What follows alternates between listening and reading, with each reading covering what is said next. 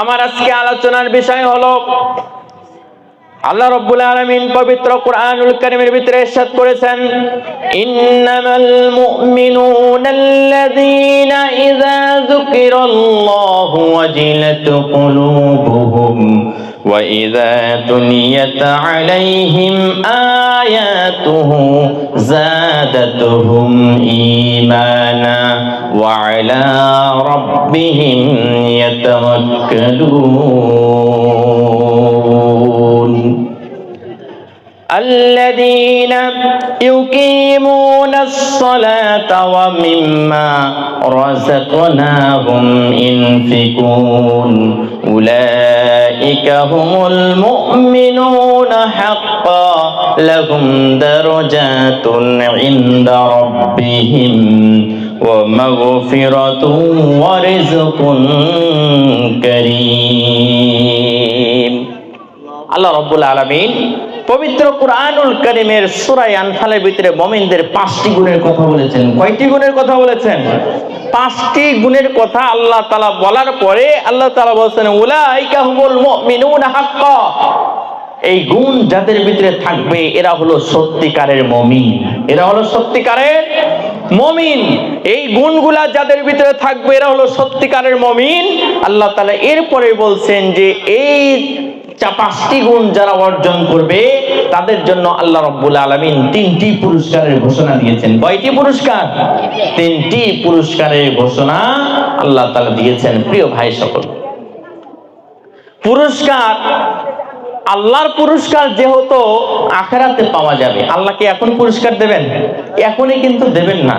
কিন্তু এখন যদি আল্লাহ যদি পুরস্কার দিতেন তাহলে কিন্তু এখন এখানে কিন্তু মানুষের অভাব হইতো না। যদি এরকম হইতো যে আরিয়া মোহন আজকের এই মাহফিলের জন্য ফেরেশতারা ইসরাফিল আলাইহিস সালাতু ওয়াস সালাম বাজেট করেছেন 500 মণ চাউল। কয়শো মণ চাউল? 500 মণ চাউল বাজেট করেছেন ইসরাফিল আলাইহিস সালাতু ওয়াস সালাম। রিজিকের বাজেট করেন কোন ফেরেশতা? মিকাইল আলাইহিস সালাম না? মিকাইল আলাইহিস সালাতু ওয়াস সালাম তিনি রিজিক, সমস্ত প্রাণীদের রিজিকের ফয়সালা আল্লাহ তাআলার হুকুমে তিনি করেন, তিনি এই বাজেটটা করেন। তো যদি এরকম যদি খবর পাওয়া যেত যে আরিয়া মোহন গ্রামে আজকে যে কোরআনের মাহফিল হচ্ছে, এই কোরআনের মাহফিলে ফেরেশতা মিকাইল আলাইহিস সালাতু ওয়াস সালাম 500 মণ চাউল আর 5 কোটি টাকা বাজেট করছে, যারা আলোচনা শোনার জন্য আসবে আসার সাথে সাথে তাদেরকে 1 বস্তা করে চাউল আর 2000 করে নগদ টাকা দেওয়া হবে।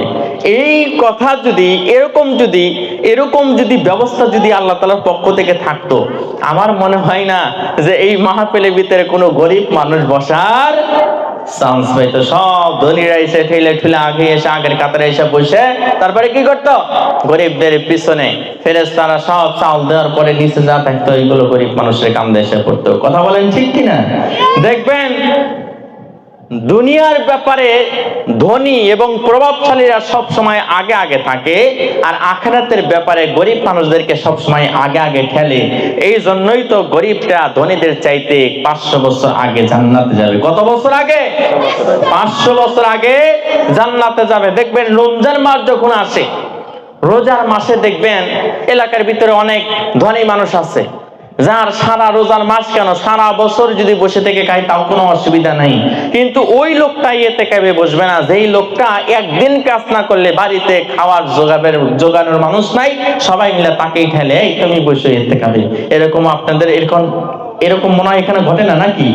হ্যাঁ, এরকম ঘটে তো, সব জায়গায় এরকম ঘটে। সেই জন্য গরিবরা, আল্লাহর নবী বলেছেন, গরিবরা ধনীদের চাইতে কত বছর আগে জান্নাতে যাবে? 500 বছর আগে জান্নাতে যাবে। আমি আপনাদের সামনে পবিত্র কোরআনুল কারীমের সূরা আনফাল থেকে মুমিনদের 5টি গুণের কথা আমি বলেছি। তার ভিতরে 1 নম্বরে আল্লাহ তাআলা বলছেন, ইন্নামাল মুমিনুনাল্লাযীনা ইযা যুকিরাল্লাহু ওয়াজিলাত কুলুবুহুম। মুমিনদের ভিতরে ওই সমস্ত ব্যক্তিরা হলো মুমিন যাদের সামনে আল্লাহ তাআলার আলোচনা করা হলে, আল্লাহর কথা স্মরণ করা হলে তার হৃদয়ের ভিতরে প্রকম্পন সৃষ্টি হয় আল্লাহ তাআলার ভয়ে। কার ভয়ে? আল্লাহর ভয়ে প্রকম্পন সৃষ্টি হয়।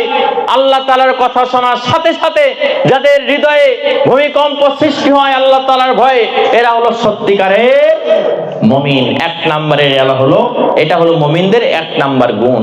প্রিয় ভাই সকল, আমরা অনেকেই আছি রাস্তা দিয়ে যাওয়ার সময় কত খারাপ কাজ করি, রাতের অন্ধকারে মানুষের চোখের অন্তরালে কত রকমের অন্যায় কাজ করি। আল্লাহর কথা মনে হয় কিন্তু আমরা সেখান থেকে বের হয়ে আসতে পারি না।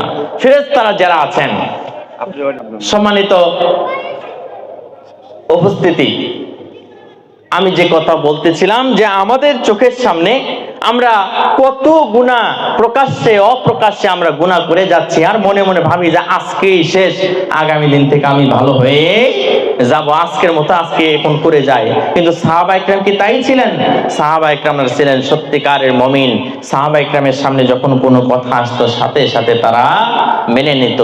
একজন আল্লাহ তাআলার পক্ষ থেকে যখন ওহী নাজিল হলো যে আজ থেকে মদকে তোমাদের জন্য হারাম করে দেওয়া হলো, সাথে সাথে একজন সাহাবী দৌড়ায় চলে গেলেন চতুর্দিকে খবর দেওয়ার জন্য।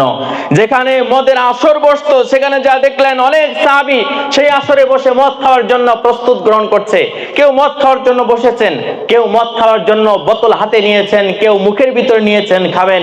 এমন সময় সাহাবী দৌড়ায় চলে গেছেন, যা বললেন, ও আল্লাহর নবীর সাহাবীরা শোনো, এই মাত্র আমি খবর পেয়ে আসলাম আল্লাহ তাআলার পক্ষ থেকে ওহী নাজিল হয়েছে, আজ থেকে তোমাদের জন্য মদকে আল্লাহ তাআলা হারাম করে দিয়েছেন। এই মাত্র আল্লাহ তাআলার পক্ষ থেকে ওহী নাজিল হয়েছে। সাহাবায়ে কেরাম কথা বলেন নাই যে আজকে যেহেতু হাতে নিয়েছি অন্তত আজকের মতো খেয়ে নিয়ে আর জীবনেও খাবো না। সাহাবায়ে কেরাম কথা বলেন নাই মুখের ভিতরে যেহেতু নিয়েছি ঢোকটা দেই আর জীবনে খাবো না। সাহাবায়ে কেরাম কথা না বলে যিনি হাতে নিয়েছেন হাতের মদ ঢেল দিয়ে ফেলে দিয়েছেন, যিনি মুখের ভিতরে নিয়েছেন সাথে সাথে মুখ থেকে মদগুলো বাহির করে ফেলে দিয়েছেন, আর বলছেন আল্লাহ তুমি নিষেধ করেছো, এই নিষিদ্ধকৃত জিনিস আমার গলার ভিতরে আমি নিতে পারি না। আল্লাহ তাআলার কথা যেই সামনে বলা হয়েছে হৃদয়ের ভিতরে প্রকম্পন সৃষ্টি হয়ে গেছে। আল্লাহ আমার দ্বারা এরকম অন্যায় তো হতে পারে না, আমি অন্যায় করতে পারি না, কারণ আমি তোমাকে ভয় করি। আল্লাহর ভয় যার ভিতরে এমন আছে, এটা হলো এই ভয় থাকাটা হলো এটা হচ্ছে মুমিনের এক নাম্বার গুণ। মুমিন বান্দার দুই নাম্বার গুণ হলো ওয়াইযা তুলিয়াত আলাইহিম আয়াতুহু যাদাতুহুম ঈমানা। মুমিন বান্দার সামনে যখন আল্লাহ তাআলার পবিত্র কোরআনুল কারীমের আলোচনা করা হয়, মুমিন বান্দার ঈমান, মুমিন বান্দার হৃদয়ের ভিতরে যে ঈমান আছে, ঈমানটা আস্তে আস্তে বৃদ্ধি পেতে থাকে। আমরা আলোচনা শুনি, আমরা কোরআনের তেলাওয়াত শুনি, কোরআন আমরা নিজেরাও পড়ি, কিন্তু দুঃখজনক হলেও সত্য যে আমরা কোরআন পড়তে অনেকেই জানি আবার অনেকেই জানি না। তবে যারা জানে তাদের ভিতরে 80% হলো অশুদ্ধ কোরআনের তেলাওয়াত, আর 20% যারা কোরআন তেলাওয়াত জানে তারা মোটেও এই পবিত্র কোরআনের অর্থ আজ পর্যন্ত কেউ আমরা বুঝতে পারলাম না। যার জন্য এই কোরআনের ভিতরে আল্লাহ তাআলা কি বলছেন, এই কোরআনের ভিতরে আছেটা কি, শুধু আমরা পড়েই গেলাম, কোরআন সম্পর্কে আমরা কিছু আজ পর্যন্ত বুঝতেও পারলাম না। এই কোরআন হচ্ছে এমন একটি কোরআন যে কোরআনের তেলাওয়াত যতই শোনা যায় ততই হৃদয়ের ভিতরে ঈমান বৃদ্ধি পায়। কোরআন আপনি যতই শুনবেন ততই ঈমান বৃদ্ধি পাবে। এটা হচ্ছে মুমিনের দুই নাম্বার গুণ। মুমিন কোরআন শুনবে আর হৃদয়ের ভিতরে ঈমান বৃদ্ধি পাবে, এটা হচ্ছে মুমিনের দুই নাম্বার গুণ। মুমিনের তিন নাম্বার গুণ হলো ওয়া আলা রাব্বিহিম ইয়াতাওয়াক্কালুন।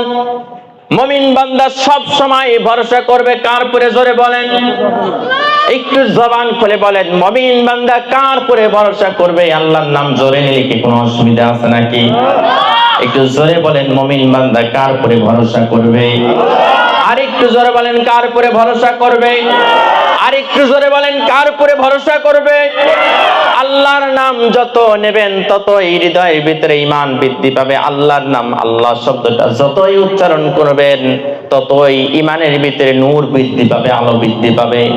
আমি আবারও জিজ্ঞাসা করি, মুমিন বান্দা যারা তারা কার উপরে ভরসা করবে? একটু চিৎকার দিয়ে বলেন। আল্লাহর উপরে ভরসা করবে, এটা হলো মুমিন বান্দার তিন নাম্বার গুণ। প্রিয় ভাইয়েরা আমার, আমরা এখানে অনেকে আছি যারা মোটামুটি নামাজ কালাম পড়ি, সব সময় ভালো পথে থাকার চেষ্টা করি, তারপরে বিপদ আমাদের পতিত হই। বিপদ আপদ আসলে আমরা মনে মনে বলি আল্লাহ এত নামাজ পড়ি, এত দান সদকা করি, তারপরে বিপদ আসে। এবার বলেন, নবী রাসূলদের চাইতে ভালো মানুষ এই পৃথিবীতে কি কখনো আসবে? সেই নবী রাসূলরা বিপদে পড়েছেন কি পড়েন নাই? নবী রাসূলদের চাইতে বেশি বিপদে এই পৃথিবীতে আর কেউ পড়েন নাই। নবী রাসূলদের চাইতে ভালো মানুষ এই পৃথিবীতে আসেন নাই, কিয়ামত পর্যন্ত আসবেন না। আর নবী এবং রাসূলরা যত কষ্ট এবং বিপদের মুখোমুখি হয়েছেন, এত বিপদের মুখোমুখি পৃথিবীর আর কেউ হন নাই। আমরা মাঝে মাঝে অনেক সময় আমাদের ভিতরে কিন্তু এই স্বভাবটা আছে, আমি নিজে 5 ওয়াক্ত নামাজ পড়ি আর রোজার মাস আসলে একটু ফিতরা দেই, আমি নিজেকে কিন্তু অনেক বড় মুমিন মনে করি। কিন্তু মুমিনের যে গুণ আছে, ওয়ালা রাব্বিহিম ইয়াতাওয়াক্কালুন, মুমিন যেমন সালাত আদায় করবে, মুমিন যেমন যাকাত আদায় করবে, ঠিক বিপদে আপদে বালা মুসিবতে মুমিন ধৈর্য ধারণ করবে এবং ভরসা করবে কার উপরে? মুমিনের 5টি গুণ, তার ভিতরে 3 নাম্বার গুণ হলো ওয়ালা রাব্বিহিম ইয়াতাওয়াক্কালুন, তারা সব সময় ভরসা করবে আল্লাহর উপরে। মুমিন বান্দার 4 নাম্বার গুণ হলো আল্লাযীনা ইউকিমুনাস সালাত। যেই মসজিদকে কেন্দ্র করে আজকের এই বিশাল বড় আয়োজন, যেই মসজিদের উন্নয়নের জন্য আজকে এই বিশাল বড় মাহফিলের আয়োজন করা হয়েছে, এই মসজিদে সালাত কায়েম করতে হবে। শুধু মসজিদে সালাত কায়েম করলে হবে না, বাড়িতেও সালাত কায়েম করতে হবে। সালাত কায়েমের 2টি অর্থ হতে পারে। একটা হলো নিজে সালাতের সমস্ত হুকুম আহকাম জেনে, নামাজের যত ফরজ আছে, ওয়াজিব আছে, সমস্ত ফরজ ওয়াজিব গুলো যথাযথভাবে আদায় করে সালাত আদায় করার নাম হলো সালাত কায়েম। 2 নাম্বার হলো নিজে তো সালাত পড়বে, পাশাপাশি নিজের ছেলে মেয়ে আত্মীয় স্বজন যারা আছে তাদেরকেও সালাতের তাকিদ দিতে হবে, এটা হলো সালাত কায়েম।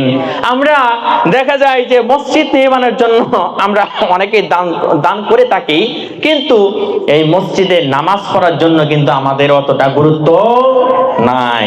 আমরা দেখা যায় যে নামাজ, আমার কাছে এখন মনে হয় কি জানেন, যে মসজিদের টাকা কালেকশনের সাথে সাথে এখন মুসল্লি কালেকশন করা দরকার। টাকা কালেকশনের সাথে সাথে এখন কি করা দরকার? মুসল্লি কালেকশন করা দরকার। আমরা বলি না, আমরা বলি আল্লাহ যারা তোমার ঘরে দান করে, আল্লাহ তুমি তার পিতামাতাকে কাল কঠিন কিয়ামতের ময়দানে তুমি জান্নাতের বাসিন্দা বানায় দিও। কিন্তু এখন এই কথা বলতে হবে, আল্লাহ যে ব্যক্তি একজন নামাজি ধরে নিয়ে এসে মসজিদে দিতে পারবে, আল্লাহ কাল কঠিন কিয়ামতের ময়দানে তুমি কে জান্নাতের বাসিন্দা বানায় দিও।